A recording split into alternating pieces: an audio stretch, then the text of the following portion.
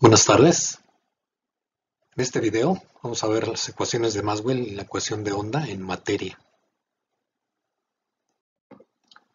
Las cuatro ecuaciones de Maxwell en materia en forma integral y diferencial son las siguientes.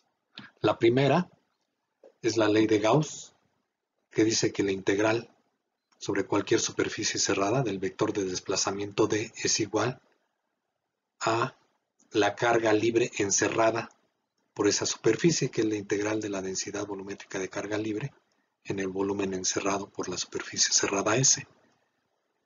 El vector de desplazamiento A está dado en términos del campo eléctrico, del vector campo eléctrico, y es el producto de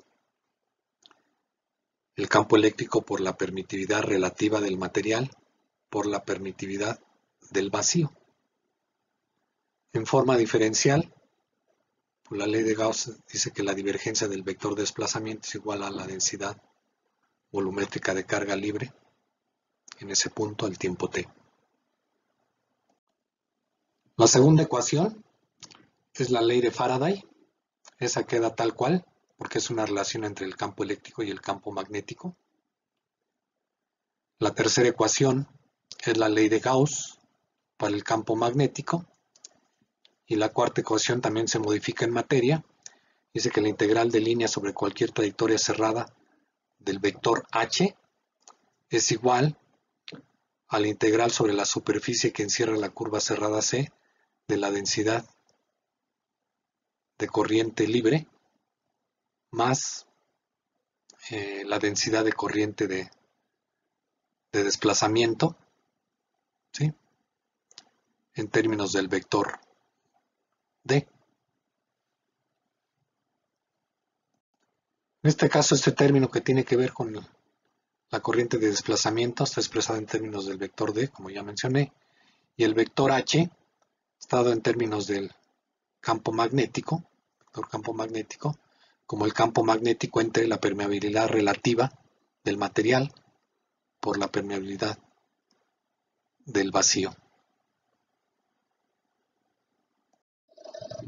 De manera similar a como lo hicimos en el espacio vacío, podemos demostrar que las ecuaciones de Maxwell en materia son equivalentes a las ecuaciones de onda para los campos eléctrico y magnético. Consideremos aquí otra vez una carga oscilante que genera ondas electromagnéticas que se propagan en todas direcciones. Vamos a considerar que esta onda electromagnética llega aquí a un material que está marcado en cuadro azul claro, que es un material dieléctrico, por ejemplo, un pedazo de vidrio, cualquier dieléctrico. Entonces aquí están las cuatro ecuaciones de Maxwell en materia en términos del vector D y el vector H, que están relacionados con el campo eléctrico y el campo magnético a través de estas expresiones. Entonces, nuevamente, en puntos en el espacio dentro del dieléctrico, donde no hay cargas eléctricas, no hay densidad de carga ni de corriente, las ecuaciones de Maxwell en materia quedan de esta manera. La divergencia del vector de desplazamiento D es igual a 0, que será equivalente a que la divergencia del campo eléctrico es igual a 0, porque si sustituimos el vector de desplazamiento aquí, las constantes salen de la divergencia, y pues para que esta ecuación satisfaga, la divergencia del campo eléctrico tendría que ser 0. La ley de Faraday queda exactamente igual, lo mismo la ley de Gauss, o la ley de Ampère-Maxwell también se modifica porque el término de corriente libre es 0, y aquí escrito explícitamente H en términos del campo magnético B y la permeabilidad relativa. Entonces, al pasarla del otro lado de la ecuación me queda esta ecuación, ¿sí?, ya de esta forma, donde se ve explícitamente la relación entre el campo magnético y el campo eléctrico y la permeabilidad relativa y permitividad relativa del medio dieléctrico. Bueno, entonces estas cuatro ecuaciones acopladas, porque nuevamente tenemos dos que tienen incorporadas los dos componentes, tanto del campo eléctrico como del campo magnético. Entonces, al desacoplar estas ecuaciones, son equivalentes a estas dos ecuaciones, que son ecuaciones de onda clásica. Para demostrar, por ejemplo, la ecuación para el campo magnético B, lo que podemos hacer es tomar el rotacional, aplicar el rotacional a la ecuación 4, a la ley de Ampère-Maxwell, tanto del lado izquierdo como del lado derecho. Usamos la identidad del cálculo vectorial que usamos para el caso del espacio vacío, es la misma que el rotacional del rotacional es el gradiente de la divergencia menos el laplaciano del campo magnético, y del lado derecho intercambiamos el rotacional con la derivada parcial respecto al tiempo, donde queda esta expresión. Luego usamos la ley de Gauss para el campo magnético, me dice que este término es 0, y del lado derecho usamos la expresión para la ley de Faraday, ponemos el rotacional del campo eléctrico en términos de la parcial del campo magnético respecto al tiempo, como el negativo, se cancelan los signos menos, salen estas constantes de la derivada y llegamos a la ecuación de onda para el campo magnético.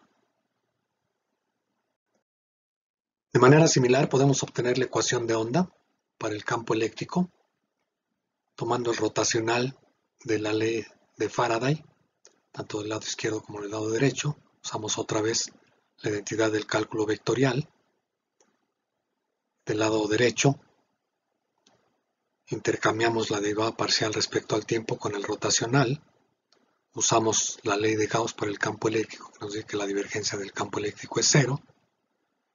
Del lado derecho usamos la ley de Ampère-Maxwell para expresar el rotacional en términos de la parcial del campo eléctrico respecto al tiempo. Multiplicado por estas constantes, se cancelan los signos menos, salen las constantes de la derivada parcial respecto al tiempo y llegamos a la ecuación de onda para el campo eléctrico. Si comparamos las ecuaciones de onda en materia que acabamos de obtener con las ecuaciones de onda clásica, vemos que la velocidad de propagación de las ondas electromagnéticas en materia tienen que ver pues con la permeabilidad relativa del material y la permitividad relativa. Específicamente, si despejamos de aquí la velocidad de propagación, queda expresada de esta manera, es decir, la velocidad de la luz en el dieléctrico resulta ser 1 entre la raíz de mu r por epsilon r por la velocidad de la luz en el espacio vacío. Si consideramos, por ejemplo, un dieléctrico no magnético, tiene una permeabilidad relativa igual a 1 y una permitividad relativa mayor que 1, este factor que está en el numerador de esta ecuación es una cantidad mayor que 1, por lo tanto, la velocidad de propagación de la luz en un medio material, un dieléctrico, es menor que la velocidad de la luz en el espacio vacío. Esto coincide con lo que se observa experimentalmente. De hecho, si usamos la definición del índice de refracción de un dieléctrico, que se define como el cociente de la velocidad de la luz en el espacio vacío a la velocidad de la luz en el medio, de esta relación vemos que el índice de refracción queda expresado en términos de la raíz cuadrada de la permeabilidad relativa del material por la permitividad relativa del material. Con esto vemos que la teoría electromagnética de la luz nos dice, nos cuantifica o físicamente con qué tiene que ver el índice de refracción de un material y por qué la velocidad de la luz en un material se reduce respecto a la velocidad de la luz en el espacio vacío.